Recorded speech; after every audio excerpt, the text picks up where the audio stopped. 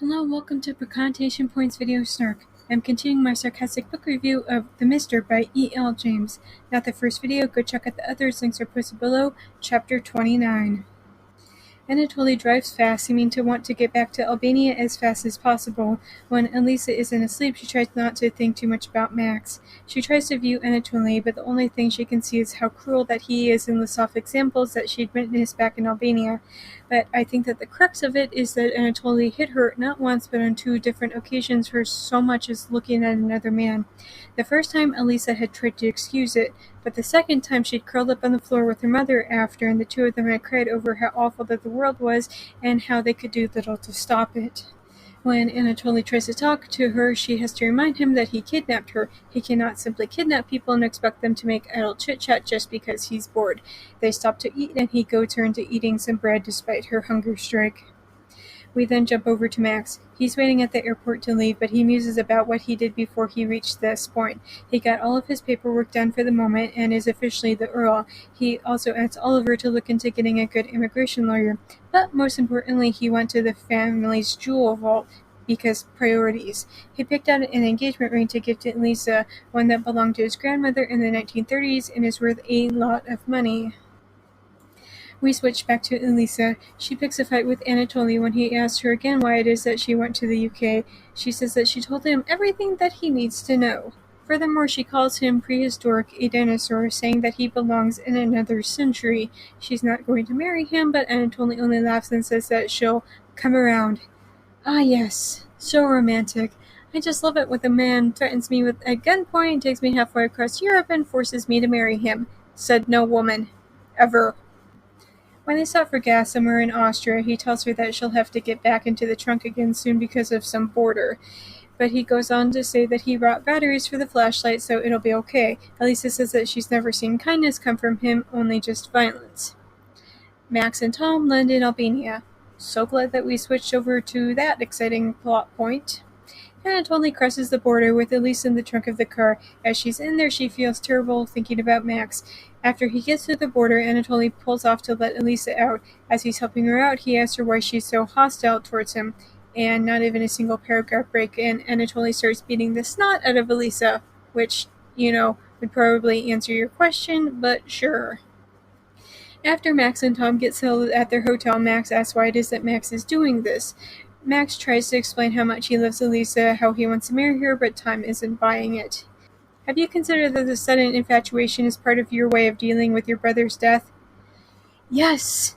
Thank you! None of these people are acting overly rationally, and maybe the relationship does involve a bit more communication than Anna Steele and Christian Grey, but Max and Elisa barely know one another. They haven't even known each other for like a month at this point, and they're going to get married after spending like 3 nights in bed together? Max says that this has nothing to do with Kit and refuses to listen when Tom continues to say that just because she's pretty, smart, and isn't after Max's money doesn't mean that she'd make a good wife. Anatoly stops for the night and checks him into an insanely expensive hotel in an insanely expensive room. When he orders Elisa to pick something out from room service, she decides to get the most expensive thing on the menu. When he asks if she's still a virgin, she lies to protect herself. He then starts to talk about why she ran away from him in Albania. In no uncertain terms, she spells it out for him like he's 5. When you threaten to smash people's fingers, they tend to not want to be around you anymore. As they start eating, Elisa sees a disturbing look in Anatoly's eyes that scares her. Chapter 30. Anatoly tells Elisa that if she's not going to eat, then they should go to bed, with the implication that he's going to take her. He goes on to say that they're practically already married anyway, so why wait? Elisa fights him off, but the main thing that convinces him to stop is when she says that she's bleeding. And the readers all know that Max is trying to find her and that he's going to come and save her, but Elisa doesn't know that. And maybe she's put him off for the next couple of days, but then what? Later, Elisa wakes up in the middle of the night. She realizes that she's fully dressed and even has her boots on. She slips out of bed and eats some of the food that had spilled on the floor. In her defense, it's probably been at least a day since she last ate. She goes to open up Anatoly's bag, where she finds not only money but his gun as well. She thinks really hard about taking it and just killing him in his sleep before he has a chance to kill her. Instead, the singular thing that stops her is the thought of never getting to see Max again, despite the fact that she was trafficked only to turn around and end up getting kidnapped. Nobody would ever convict Elisa if she actually killed Anatoly. She also thinks about killing herself, but stops herself over the same thought of Max. Instead, Elisa takes the bullets out from the magazine and hides them before she puts the gun back into the bag. As Anatoly wakes up, he expresses surprise that she stayed. Elisa says that she has nowhere else to go. We switch back to Max. He and Tom are literally doing some sightseeing in a museum. Because when I drop everything to try and track down my kidnapped girlfriend, the first thing on my mind is being a tourist. Max is exceptionally startled that there aren't more women out and about. They meet with a translator who is surprised that they want to go to that village. He doesn't say much, but leaves the kind of impression that it's not exactly a nice village. As they drive across Europe, Elisa is upset that this is her first tour of these places. Max, Tom, and their translator drive out to the countryside. The translator gives them the history of the country as they go. He also mentions that the village where Elisa is from accepted a bunch of refugees during some conflict or another, and this earned them a Nobel Peace Prize in 2000. As they continue along, Oliver calls Max, says that the police want to talk to Elisa about the men that they arrested. Max says that Elisa had to return to Albania after a family emergency and to tell the police that. Oliver reports that some other police department took over the case, which is encouraging for Max to hear since he thinks that they'll take it seriously. Oliver also reports that some of Max's stolen things were recovered. However, as Max hangs up, he can't help but worry that maybe Elisa didn't actually need saving at all.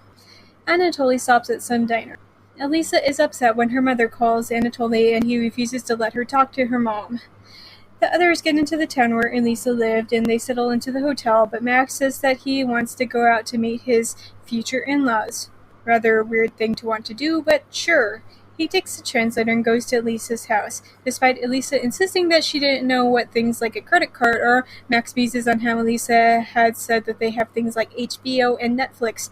There is no excuse for Elisa's level of country bumpkinness. Elisa's mom answers the door and says that she shouldn't be there because her husband isn't at home, but Max insists, stating that he's come there to marry Elisa. Back with Elisa, they reach the border to Albania and she has to go back into the trunk again. Elisa's mother invites Max inside, and an only amount of time is spent describing the interior of the house, which, get to the point already. Max explains that Elisa had been cleaning his house and he fell in love with her. He likes to think that Elisa loves him as well, but he says that Elisa was kidnapped and thinks that they'll be returning to Elisa's home soon. However, because of the way that society is here, Elisa's mom doesn't think that she should be the one making these decisions. Max tries to appeal to her sense of preservation, if not for herself, then for her daughter. However, this only just upsets the woman and she asks him to leave. However, she says that she won't say anything about this to her husband. Max goes back to the hotel but eventually becomes too restless. He knows that Elisa is supposed to be returned to her family home later that night but says that he'd rather wait with her parents than at the hotel, so he leaves. He takes the translator back to the house and tells the translator that he hadn't come to the house earlier that day. The translator scoffs over the toxic sexism going on in the village but doesn't say anything further. Max knocks on the door and acts like he's never seen Elisa's mom in his life and gets invited inside once more. Max explains the situation to Elisa's father, who isn't exactly happy about any of this. Elisa is taken back to her family home. She notes the strange car outside but is more focused on being reunited with her mother than about the car. Inside, she's floored at the sight of Max. Thanks for listening to my book Snark on YouTube. New videos are up every Monday, but stick around because sometimes I drop random videos on other days too. You can like this video, subscribe, and turn on notifications so that you don't miss a single video. While you're waiting for the next video, you can go check out all my other videos. If you're already caught up with all of my videos, you can go to Tumblr for my main book Snarks, always free and updated every morning. And if you've already read all of my main Snarks, then you can find even more Snarks on my Patreon. You can access it for $1 a month, plus you get early access to my main Tumblr Snark.